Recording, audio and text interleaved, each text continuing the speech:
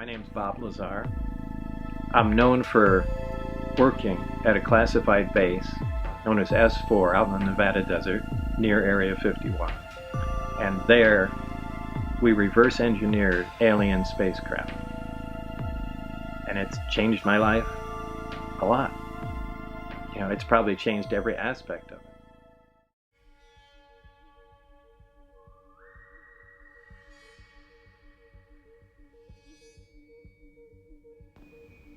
Hey guys, I'm going to just get into this right away. I've already recorded this 3 times and deleted it. So, I could kick myself. I wish a UFO would come down and beam me up at this point because, I'm annoyed with myself. So, let's get into the story of Bob Lazar. So, Bob came into the scene in 1989. He was working at Area 51 or S4 in the Area 51 vicinity. He decided that what he saw that the public needed to know, so he decided to come forward. But because he was scared of his life, he decided to come forward and obscure his face, and he changed his name to Dennis. So I'm going to show you some clips of the interview of Dennis.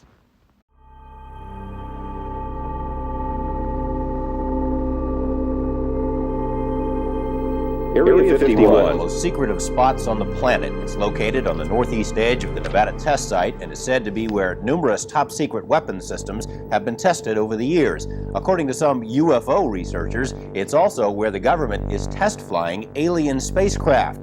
It sounds pretty far out, but some Las Vegas residents report having seen these flying saucers. A local scientist who says he worked at Groom Lake and saw the saucers joins us in tonight's interview. He has asked that his identity be shielded. Sir, how do we know you are who you say you are and that you actually have knowledge about what's going on at Groom Lake? Well, I guess there's no way you could really know. There's really no way I could prove it without revealing my identity and getting myself into more trouble than I have already. Exactly what's going on up there? Well, there's several, actually 9 flying saucers, flying discs that are out there of extraterrestrial origin, and they're being test flown and basically just analyzed. You say there's 9 saucers. How are those tests going? As far as what? As far as whether they're successful and that sort of thing. Oh, well, some of them are 100% intact and operate perfectly. The other ones are being taken apart. I was involved mainly in propulsion and the power source. Where did we get these saucers? How did they come into the hands of the government? I haven't the slightest idea, and you have to understand the information is very compartmentalized, and I was only allowed information that pertained particularly to what I was involved in. But I mean, couldn't our government have made them as opposed to getting them from some alien beings? Totally impossible. The propulsion system is a gravity propulsion system. The power source is an antimatter reactor. This technology does not exist at all. In fact, one of the reasons that I'm going forward with this information, it's not only a crime against the American people, it's a crime against the scientific community, which I've been part of for some time. We're actively trying to duplicate these systems, yet they are in existence now and basically in the hands of the government. What would happen to you if the government learned that you were giving us this information? Anything could happen. I don't know. I haven't the slightest idea. Well, you said you referred to getting into trouble. Have you had some repercussions already? Yeah, I've been threatened with being charged with espionage. I've had my life threatened by them, my wife's life threatened by them, and I mean, I don't know where else you can go from there. Well, we want to thank you for joining us. Pretty interesting stuff you've got to say. Thank you. Thank you, sir. Well, more news in just a moment. Now, first we go to Dan Rather in Beijing for a look ahead at the CBS Evening News. CBS Evening News from China. We'll have extensive coverage of Mikhail Gorbachev. So this interview with Dennis, aka Bob Lazar, went viral across the world. But it also put him in more danger. As you heard him in that last clip, he'd been threatened with espionage. He'd been shot at, but things got dramatically worse. His car tires had been shot out. He had been interrogated. He had his premises raided by the FBI multiple times. So for his own safety, Bob decided enough is enough. For my own safety and my wife's safety, to keep us alive, I'm just going to come forward and show my face.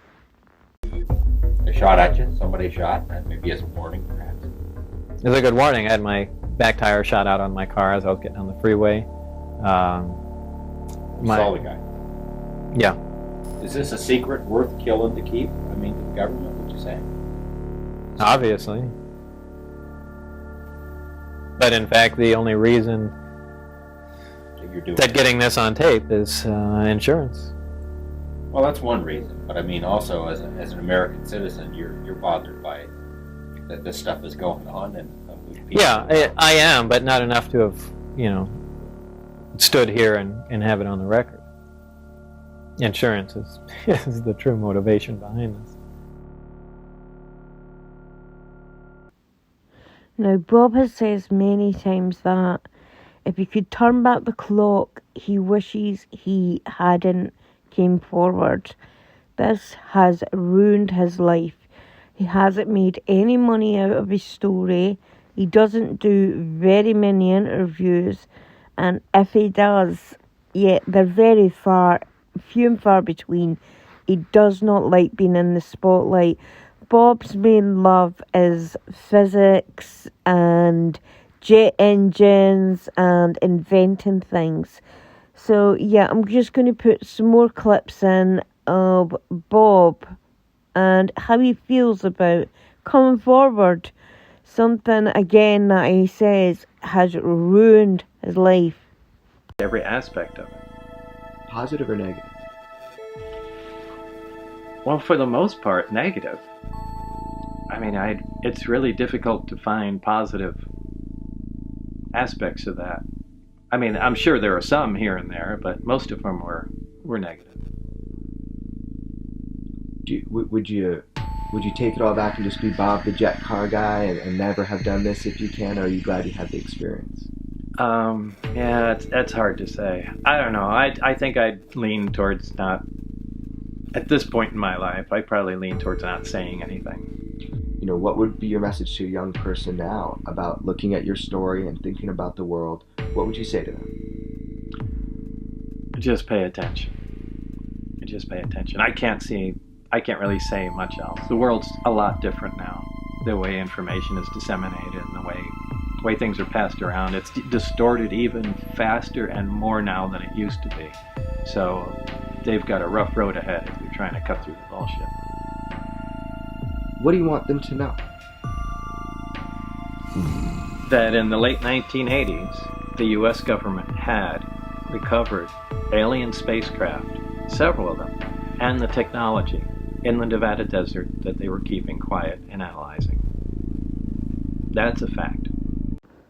To this point, I want to get into Bob's schooling, or where he claims he went to school, because this information was so hard to find. It seems to have been wiped off of the internet for some reason, but there is evidence that some of the information that he has stated is true. So Bob has said that he went to MIT and Caltech to learn theoretical physics. I'm not theoretical physics. Early in the morning here, guys. And then from there he went to work at Los Alamos Laboratories in Las Vegas. From there he said he saw a newspaper clipping, because remember, this was the 80s. We didn't have internet, we didn't have any way to advertise jobs on the World Wide Web. So everything was done through newspaper articles, magazine articles, and you would phone the telephone number and they would ask you to send a CV in, then come in for an interview.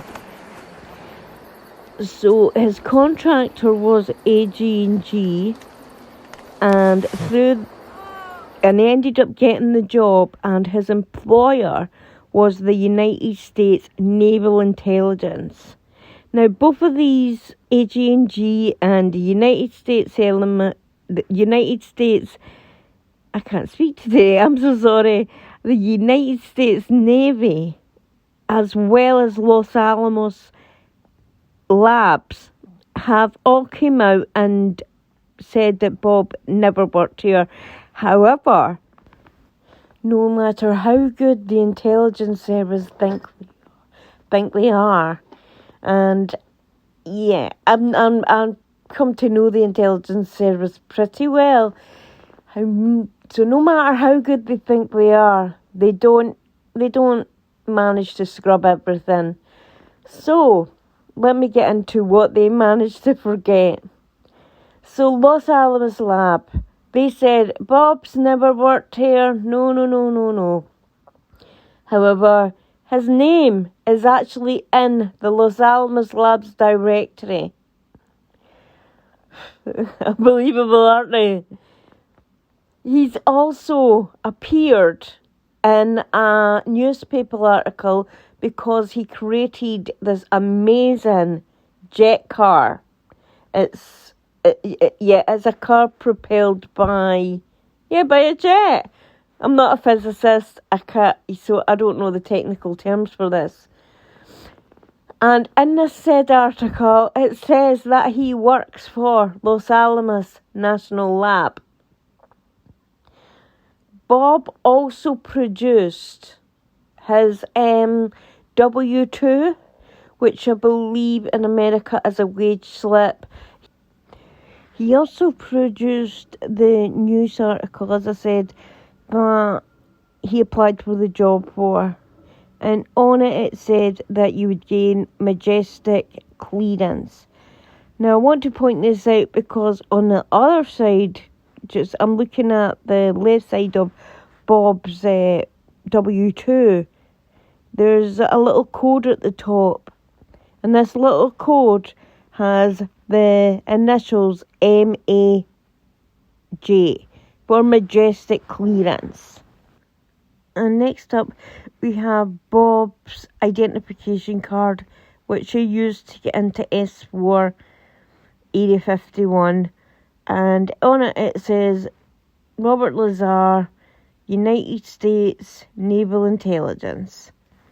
So now I want to play a clip of Bob in an interview telling everyone what happened when he got to Area 51 and what they expected of him and the strangeness of what he was encountering. Sat me in a room and they had while they were going and updating my clearance to a level that they call majestic. You start reading these reports, you see some of them deal with flying saucers. What's your reaction? Well, I was completely shocked. I couldn't believe it, but I was fascinated. I was so excited. It's a science dream, really. Eventually, I was shown them. One close-up, one operating.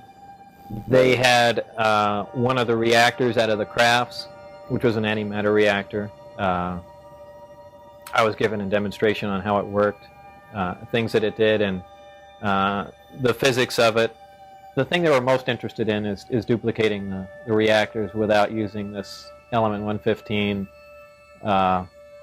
which is of course impossible. They were trying to, and there have been projects before that, just trying to use a normal nuclear generator fueled with plutonium, and it was really a futile attempt. And I want to show you another clip of Bob explaining this reactor that he'd never seen before and was mesmerized by. The first time Barry showed me the reactor in operation, here it is on the bench, and he said, try and touch the sphere on top. And you couldn't, your hand was pushed away. just like, two like poles of a magnet. It's the exact same feeling, but there was no metal involved. And that's shocking. That's really shocking because nothing does that. That's an operating, powerful force field. So just seeing something like that immediately starts that whole chain reaction in your mind going, wow, wait, if you can do this, there can be force fields on tanks. There can be things that lift off the ground. We don't need jet and rocket engines anymore. That means there's no use for cars. I mean, boom, the whole thing changes. The entire world, the economy, everything would go end on end just if we had an answer to how that machine worked that I was sitting there touching. The potential for us to re-understand human experience is... Right. There's life somewhere else. It's a big deal. It's an important part of human history that we found that out. It was awesome, but fearsome at the same time. It was being completely fucking scared all day long. It's not exactly the most fun job when you're there.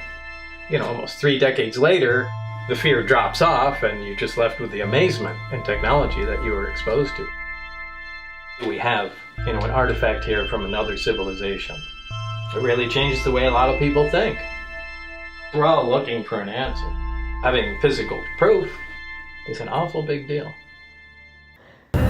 So another piece of evidence that proves that Bob is telling the truth. Then all of a sudden, in the 80s, he was talking about this hand scanner anybody tell me what that in order to get into Area 51, you would have to place your hand on this hand scanner and it would measure bones. Nothing around. Now, I'm going to let Bob explain this in his own words because he was there and I wasn't. You were telling people since 1989 that there was some sort of hand scanner. There was like a bone scanner, and you tried to describe it. You said you think it took measurements of the bone. There were these pegs. You put your hand on it. It's a small plate with some pins on it that you could put between your fingers. There's a bright light above it. The interesting thing is when you walk into the facility, or even to leave, they have a hand reader. I was told that it has to do something where it measures the bright light measures the bones in your finger. They're unique to each person. It sounds like something out of a TV show, but it's exactly the way it is. Man, I looked for that kind of thing all over the internet, never found anything. And then all of a sudden this article comes out and it says that at the Nellis Range they were talking about the stealth program, there was indeed this hand scanner that was used in these secret programs, and they just admitted or announced it publicly, and there were some photos, and I just was interested, and so I never thought I'd see one of these again. But I tried to explain this to people so many times, and they either didn't believe me or say, yeah, I'm sure there is. And there it is. There it is. It's like a biometric thing for the hands, yeah? The beginnings of, it wasn't all that advanced back then, but that's it. I can't believe you found a picture of this. I really can't. This was the scanner used to get in to S4. And I tried to explain this to people so many times, that there was pins in, you stuck your hand, a light above, and it supposedly measured the length of the bones in your hand that, is unique in each individual. It's exactly how it was. Yeah, that's amazing. It's amazing you came up with these. It's amazing to see this again. Back then, this was the hot ticket. What does it feel like when these little things that you said become public and there's this tiny bit of vindication? It is. There's little moments of vindication, little pieces here and there that, little I told you so's, pop up every couple of years or so. But this is a big one. So a lot of people said these didn't exist, and it was some just fanciful thing I came up with. But this is exactly it. Now I want to get back, before I get into the whole S4, the more juicier things. In Bob's credentials, a news report actually did a segment on this. And I'm just going to show you the clip. I I did not believe that this should be a security matter. Some of it, sure. But just the concept that there's definite proof. We even have articles from another world, another system. You just can't not tell everyone. Checking out Lazar's credentials proved to be a difficult task. He says he earned degrees in physics and electronics, but the schools we contacted say they've never heard of him. He also said he worked as a physicist at Los Alamos National Lab, where he experimented with one of the world's largest particle beam accelerators, a half-mile-long behemoth capable of generating 700 million volts. Los Alamos officials told us they had no records of a Robert Lazar ever working there. They were either mistaken or were lying. A 1982 phone book from the lab lists Lazar right there among the other scientists and technicians. A 1982 clipping from the Los Alamos newspaper profiled Lazar and his interest in jet cars. It too mentioned his employment at the lab as a physicist. We called Los Alamos again. An exasperated official told us he still had no records on Lazar. EG&G, which is where Lazar says he was interviewed for the job at S4, also has no records. It's as if someone has made him disappear.